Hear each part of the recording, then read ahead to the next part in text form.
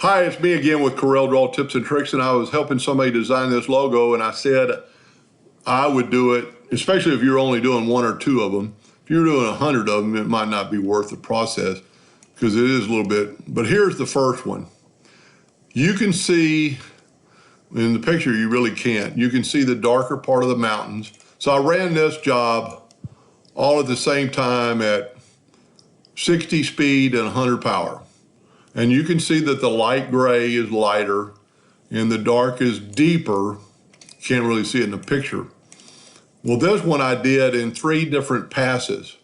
Actually, I did it in 4 different passes. And look at the difference of the quality of the engraving.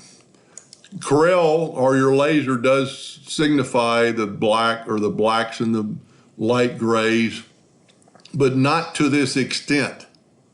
So let me just show you how I did that. This is separated. I'm gonna nudge this out of the way.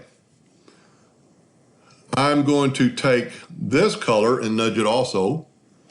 And I'm gonna group those two together, Control G. And then I'm gonna take this color and nudge it over and maybe down, and take this color, nudge it over and nudge it down. Then I'm gonna run this job at 100 power and 60 speed, just like before.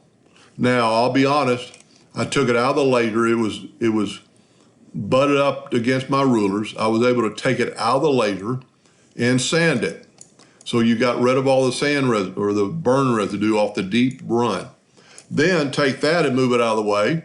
Take this and just nudge it right back.